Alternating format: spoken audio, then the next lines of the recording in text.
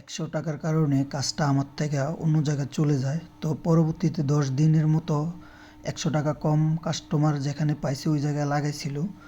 তো পরবর্তীতে ১০ দিন এই ফোনটা ইউজ করছি। ১০ দিন ইউজ করার পরে আবার ডিসপ্লেটার সমস্যা, তারপরে ক্যামেরার সমস্যা, বিভিন্ন সমস্যা পরবর্তীতে আমার এখানে নিয়ে আসছে।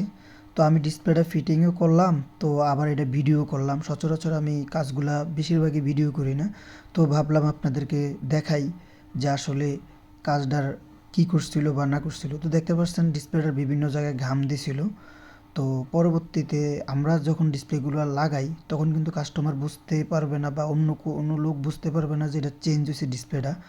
তো আমরা যে জায়গায় দেখতে পাচ্ছেন একটা কস্টিপ লাগাইছি ওই জায়গাতে যাতে আমরা যখন নিচে ঘামগুলো দিব তখন যাতে অন্য কোথাও যাতে না লাগে। আর এই যে এই জায়গায় দেখতে পাচ্ছেন স্পিকারের পর্দাটা ছিঁড়ে গেছে, তো এটার মাধ্যমে ক্যামেরাতে বালু যেত। তো আমরা দেখতে পাচ্ছেন আমরা গ্লাস মুছি যেই টিস্যুগুলো আছে ওই টিস্যুগুলো দিয়ে আমরা স্পিকারের একটা পর্দা তৈরি করি এবং মার্কার কালি দিয়ে আমরা সেটাকে কালা করে একদম ম্যাচিং করে দেই।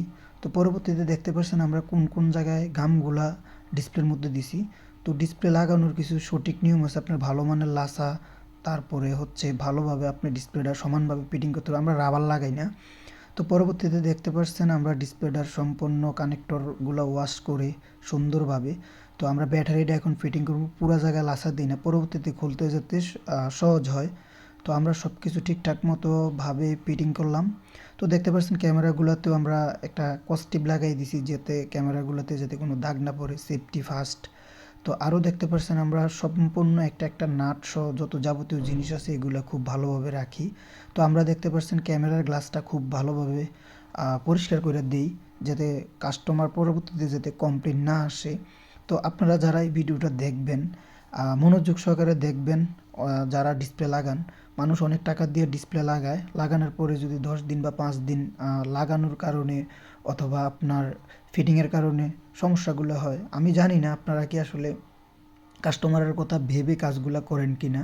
তো দেখতে পাচ্ছেন আমি টোটালি যে ফোনটা কাজ করলাম আমার ২৫ মিনিটের মতো সময় লাগছে।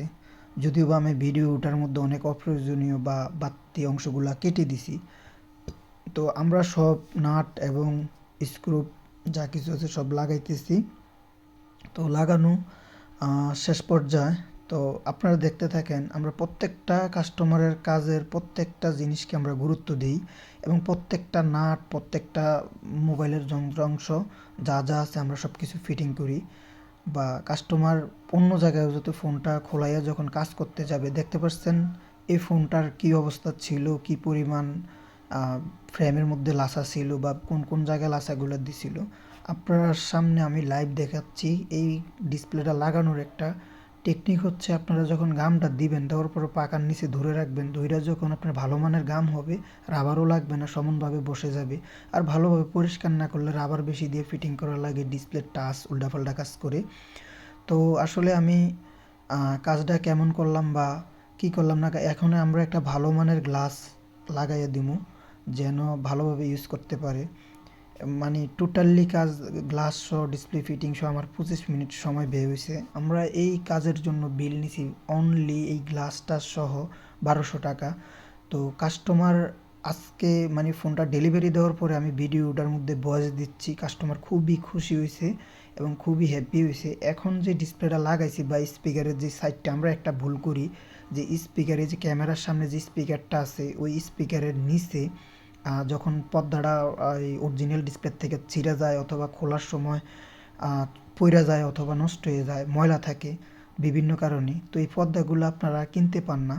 তো আমার ভিডিওর মধ্যে দেখবেন যে কীভাবে এই পর্দাটা মানে স্পিকারের যে নেট বা জালি যেটাই বলেন এটা কীভাবে লাগাইবেন। তো আমি ছোট্ট একটা ভিডিওর মাধ্যমে আপনাদেরকে বোঝানোর জন্য চেষ্টা করছি। কাস্টমারকে সবসময় হ্যাপি রাখবেন এবং আপনার কাছে যদি কোনো কারণে অন্য জায়গায় চলেও যায়, আপনার ভালো কাজের কারণে আবার ব্যাক করতে পারে।